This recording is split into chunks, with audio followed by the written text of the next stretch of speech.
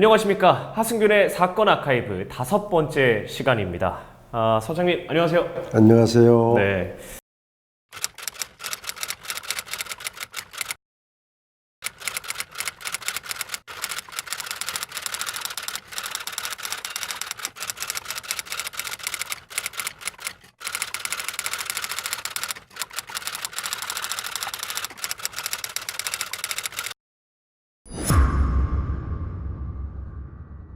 자, 오늘은 하승균의 사건 아카이브 5번째 시간입니다. 마지막으로 이 화성 연쇄살인 사건을 정리하는 날이기도 하고요. 먼저 이 9차 사건과 10차 사건에 대한 설명 부탁드리겠습니다. 9차 사건을 얘기하자면 가슴이 아픈 내용이 많이 있는데 지난 여러 사건들을 많이 봤지만은 이 9차 사건, 특히 그 어린 여학생 이 사건의 경우는 사람을 분노의 극치로 몰아넣는 사건이었고, 어린 학생을 이 범인이 살해를 하고 사체를 훼손하는데 그 학생의 책가방 속에 있던 필통 속에서 면도 칼을 꺼내가지고 가슴 위에다가 격자 무늬로 여러 번 그어서 상처를 냈다는 사실. 그런데 특히 이 무도함 행위라고 하는 것은 대체로 범인이 사람을 살해하고 현장을 빨리 뜨는 것이 속성입니다. 빨리 현장을 떠버려야지. 혹시 잡힐지도 모르고 또 지가 죽여놓고도 불안하기도 하고. 그런데 이 범인은 면도날로 이렇게 여러 번 그었는데 그게 사후 반응이라는 겁니다. 이 전체 사건의 범인의 성격을 잘 말해주는 겁니다. 범행을 즐겼어. 즉, 그래서 나는 과거에 이 기회 있을 때마다 이 얘기하기를, 이 범인은 절대로 범행을 자의로 중단하지 않는다. 난 이렇게 얘기를 했어요. 범인이 자기가 어떤 계기가 돼서 내가 더 이상 사람을 죽이면 안 되지, 잘못이로구나, 절대로 이런 생각을 가지고 범행을 포기할 사람이 아니다. 그래서 과거에 인터뷰할 때다, 기회 있을 때마다 이 범인은 절대로 그만두지 않는다. 그랬더니 얘기한 것이 맞았지 않아요. 자기 처제 죽이고 교도소 가서 지금 종신형을 살고 있잖아. 절대로 그만두지 않아요. 마지막으로 평가되고 드러난 사건이 그 권모 할머니로, 그분도 무슨 저항을 했겠어? 수법이 똑같아. 10차까지 쭉 한 범인에 의해서 범행이 이루어졌다. 나 이렇게 봐요. 이 최근 지목된 용의자 DNA가 이 9차 사건, 피해자가 여중생이었던 이 사건과 동일한 것으로 알려졌습니다. 이 역시 분명한 거죠? 9차뿐만이 아니라 5차, 7차, 9차 세 피해자의 의뢰에서 이게 나왔다는 것은 우연이 아니에요. 하나가 아니고 5차, 7차, 9차 세 사건에서 나왔다면 이건 변명의 여지가 없는 거예요. 이게 살만한 세상이로구나. 난 이런 생각을 해본다고. 이제 해볼 이야기가 저희가 앞서 몽타주 그림과 그리고 이번에 특정된 용의자의 사진을 저희가 또 비교해보지 않았습니까? 그 특정된 용의자가 1994년에 처제를 살인했는데 그 수법도 우선 화성 사건과 관련이 있나요? 아주 화성 연쇄 핵심적인 3차, 또 4차, 5차, 6차, 7차 이런 사건들과 9차 이런 사건들과 비교했을 적에는 똑같다고는 볼 수는 없어요. 하지만은 내가 그 사건을 직접 전체를 확인하지 못했기 때문에 그 자신 있게 얘기할 수는 없지만은 그 중에 그 갔다 온 형사들의 말에 의하면 좀 상당하다, 이렇게 이 얘기를 하는 걸 들었는데 한편 나는 이렇게 또 조심스럽게 생각을 합니다. 이 범인이 상당히 지능이 높은 사람으로 알고 있어요. 만약에 수원에서처럼 똑같이 했다고 한다면 그 수사기관은 어떻게 보겠어요? 약간의 범행 수법을 신경 써서 달리할 수도 있다. 무엇보다도 범인의 그 수법을 염두에 두고 얘기하기보다는 정황적인 개연성을 볼 필요가 있어요. 모든 사건 중심 지역인 태안면 진안리에 살았다는 점, 또 6차 사건 그 피해자가 진안리에 살았고 이 범인의 집과 불과 몇 분 거리가 안 돼요. 만약에 이 범인이 진안리에 사는 범인이 아니었다면은 다른 데 사는 범인이 어떤 특정 지역, 과거에 논길, 밭길 이런 데에서 그 시간에 피해자가 지나갈 것이다라는 걸 염두에 두고 빗속에서 끈질기게 잠복해서 불특정 피해자를 기다렸을 것이다. 천만에 말이야. 그 11시가 넘어서 억수가 된 빗속에서 그건 불가능하고, 그렇기 때문에 지난이에 사는 이 사람이 범인이로구나 라고 추측할 수가 있게 만든 거지. 알겠습니다. 그러면 서장님께서 1994년 당시에도 화성 사건을 담당하신 건가요? 아니요. 나는 92년도에 자리를 옮깁니다.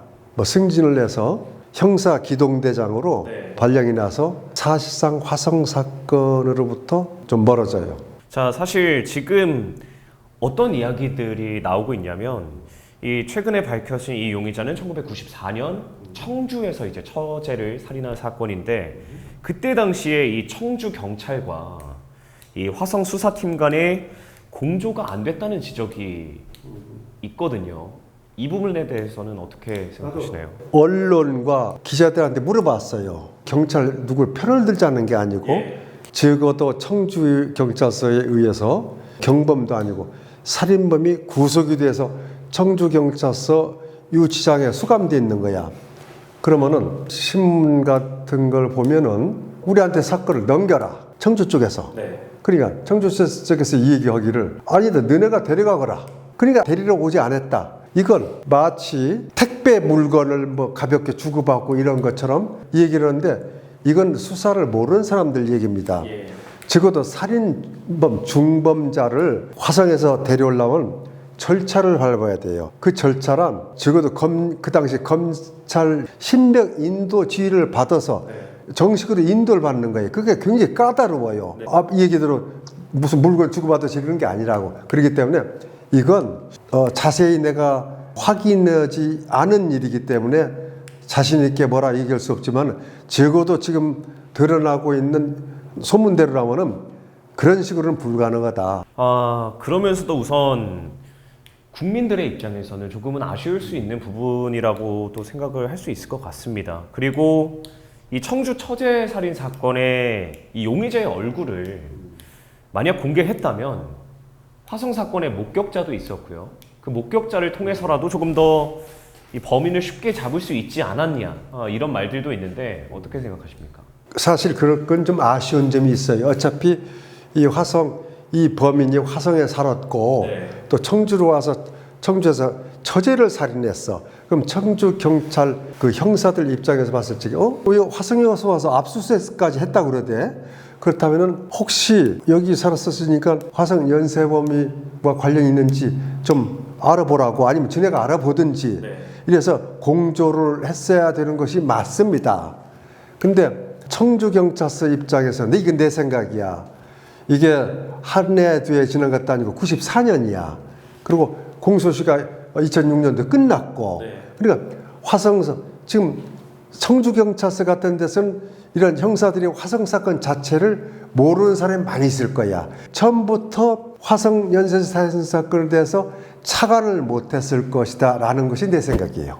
또 국민들이 또 궁금해하는 점 중에 하나가 이 범죄자의 신상 공개 여부는 어떠한 기준으로 이루어지는 것인지, 이런 것에도 또 지금 관심이 많거든요. 법을 만드는 사람들이 관심을 가져야 되겠고, 종종 뉴스라든가 보면 살인범들을 모자를 씌우고 뭐 마스크를 씌우고 이렇게 다니는 거 보면 난 정말 가소롭더라고.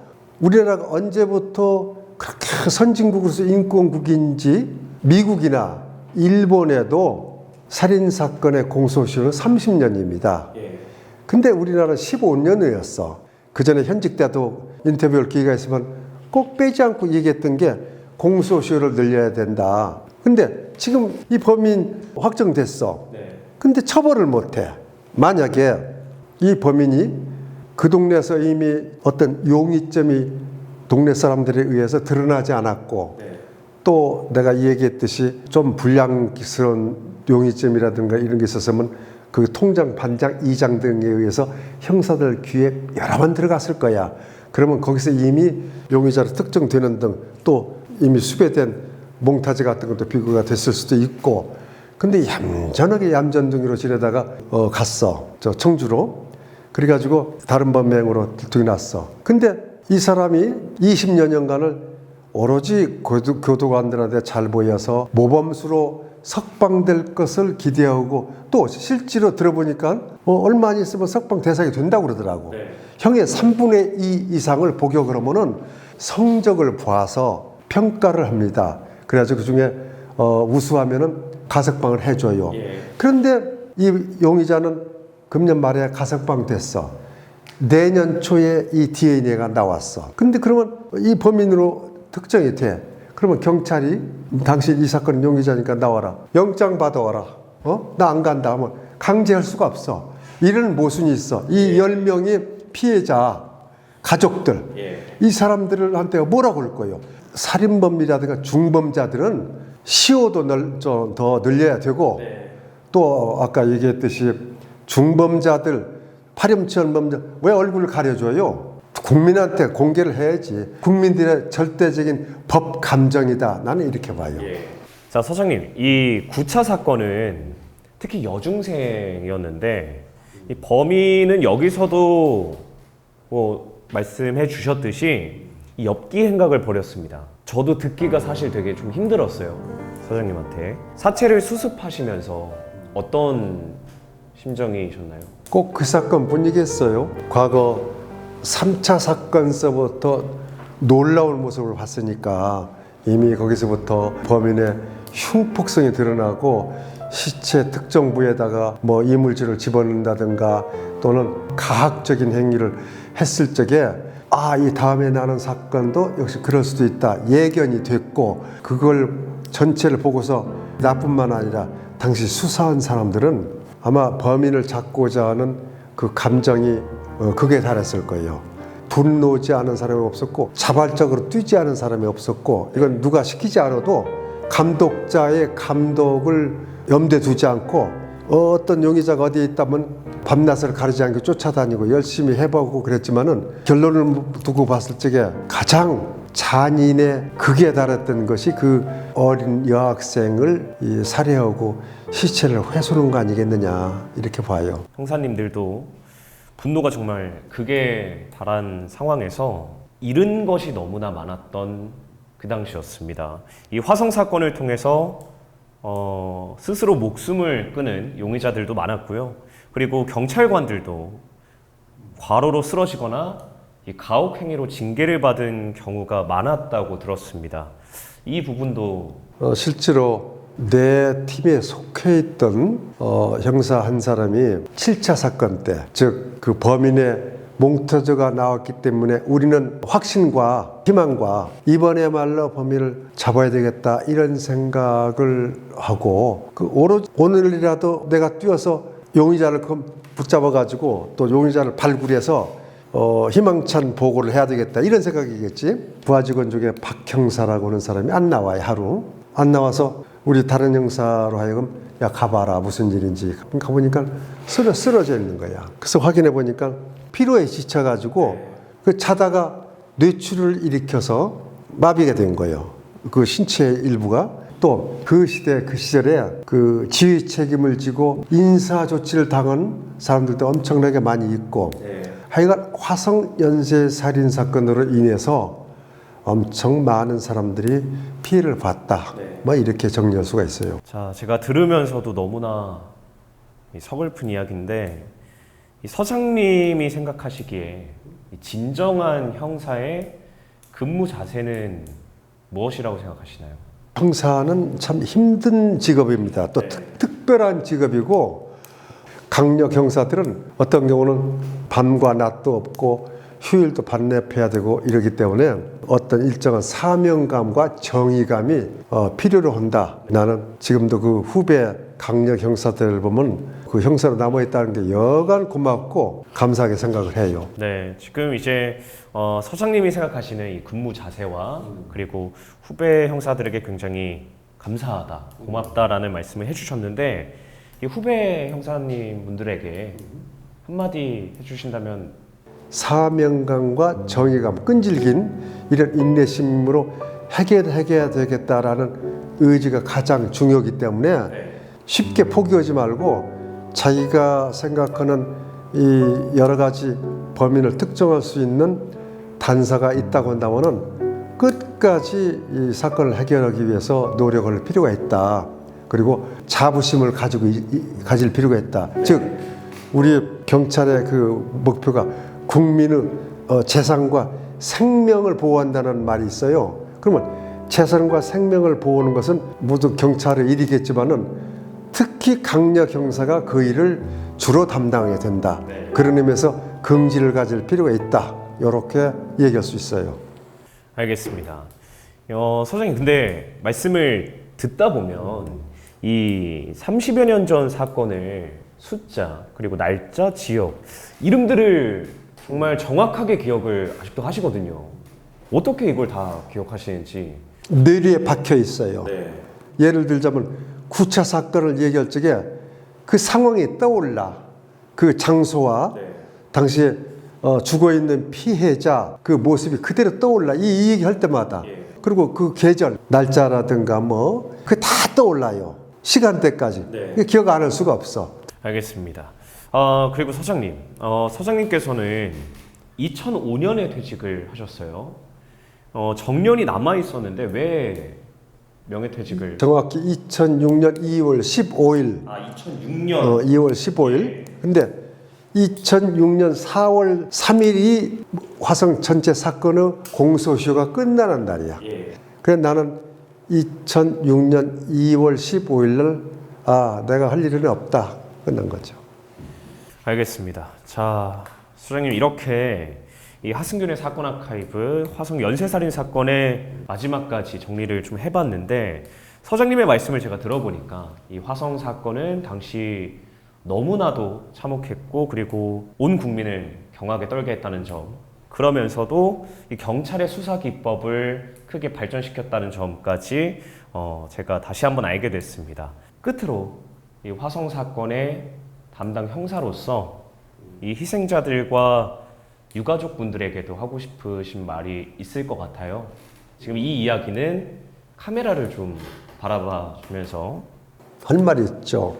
우선 화성 사건 전체를 내가 책임질 위치나 지위에 있지 않았었지만은 그래도 그 사건의 수사 역할을 한 장본인으로서 해결 못하고 여기까지 온 것, 그리고 범인을 우리 손으로 직접 검거해서 재판에 회부하지 못하고 이런 것들이 유감이고, 그러나 지금이라도 우리의 노력에 의해서 일부분이라도 그 DNA가 검출이 되고 또 몽타주가 범인과 아주 흡사한 증인들을, 목격자들을 찾아내서 수사 발전을 해왔다는 점, 이런 점 등이 나름대로 나와 그 당시 수사 참여했던 사람들 위로가 되겠지만은, 한편 공소시효 부분에는 분명히 이건 잘못된 일이 있다라는 것도 참 아쉽고, 그 당시 함께 고생이고 수사했던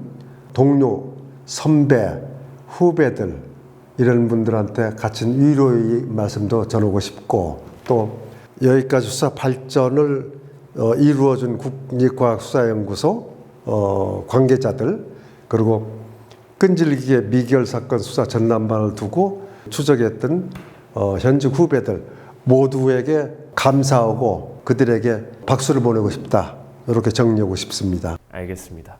자, 지금까지 하승균의 사건 아카이브 화성 연쇄살인 사건 편이었습니다. 소장님, 감사합니다.